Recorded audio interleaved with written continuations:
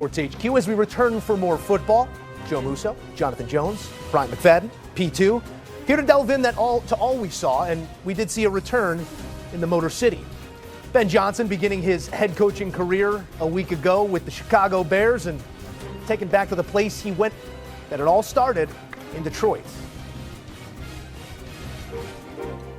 Bears and Lions get most points in a game in franchise history, those 52 points.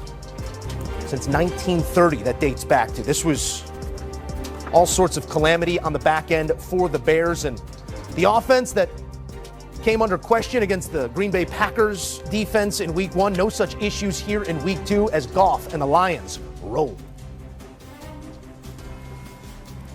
All right, 50 burgers in Lions history over the last 2 seasons, 3 times. And yes, you could thank Ben Johnson for some of that scheme in those first 2, but the scheme is alive and well with Johnson in Chicago and the Lions on top. Back in studio with the guys, as I will once again recuse myself from this conversation. But Bryant McFadden, I'm interested in your thoughts here on, again, response in week 2 being the operative term for many teams coming off losses. Detroit, I'm not sure you could ask for much more if you're this offense going up against your former OC. You know what? When we look at playoff caliber teams with championship aspirations, and seeing a letdown in week 1, we want to see a bounce back game for week 2. If you claim to be that type of organization that has a sticky Lombardi aspirations, we need to see you bounce back. And that's what we saw with the Detroit Lions. Their offense looked like the offense that was under Ben Johnson. I mean, what they came out and did today was dominate from start to finish. Jared Goff was wheeling and dealing. Amon-Ra St. Brown was in his bag. J-Mo Williams was in his bag. Jameer Gibbs, Sonic and Knuckles surfaced. They did not show up last week. They didn't have the cartridge for the disc, but they showed up today and they were playing from start to finish. And it was personal because, to your point, Ben Johnson was a part of the organization. And we know how competitive and how serious they look at these situations where coaches leave.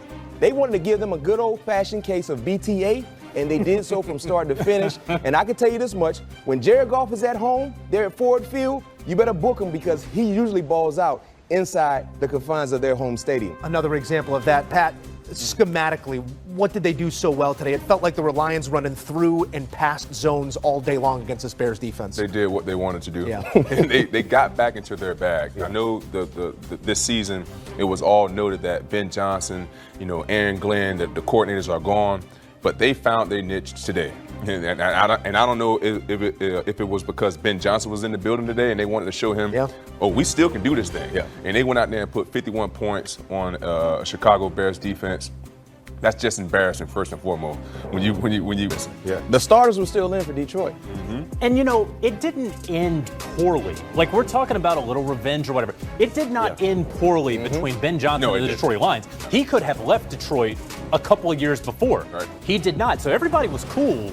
But you are coming off a game, if you're the Detroit Lions, after the Green Bay Packers whooped you in every phase of the game last week, right? And everybody's already crowning the Packers, and it may actually be warranted after what we saw on Thursday night as well.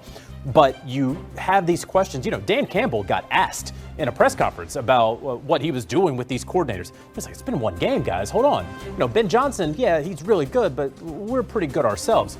And so I don't think it was necessarily revenge. I don't think it was directed at Ben Johnson, but it was directed around Ben Johnson and everything that surrounds him. Maybe at the greater NFL that we are still here and we are still dangerous as the Lions roll over the Bears a no-doubter 50-plus points in their Week 2 win.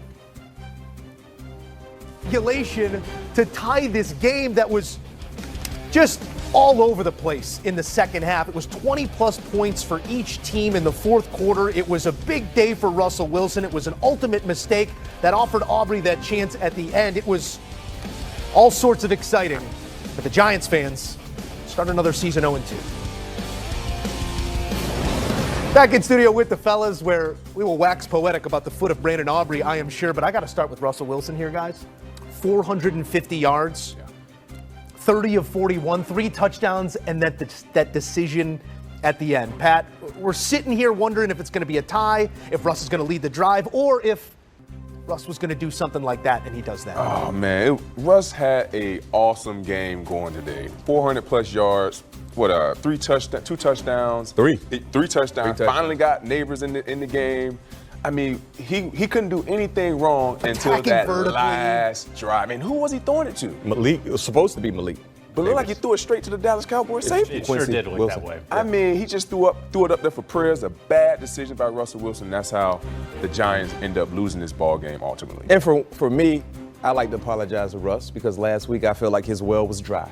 I feel like he didn't have any water left in the well, and today he had jugs of water for almost the entirety of the ball game. But to your point, you just got to be cautious. And our very own JJ, Jonathan Jones, said coaches don't like ties. Well, Ofer, you were still searching for that first win.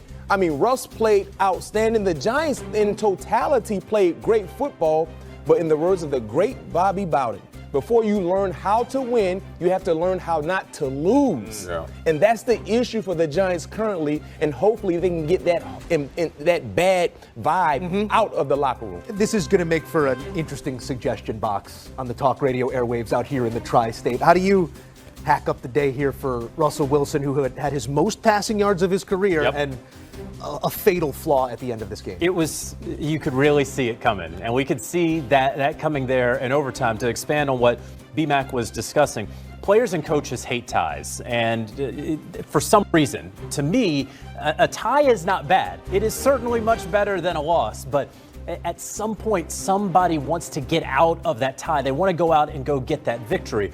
And boy, 0-1-1 feels a whole lot better than 0-2 that the Giants are right now going back home. This is also a really long day for the New York Giants. Remember, they started at left tackle, James Houston. Oh, yeah. Who 100 yards of penalties? 100 yards worth of penalties on one drive. There were 4. We've never seen anything like it. They benched him immediately. The Giants get Andrew Thomas back. We did see Jackson Dart. This is how long of a day it's been for the Giants. Jackson Dart actually got his taste of NFL football. He got in for a couple of plays, and they sprinkled it in, and there you go.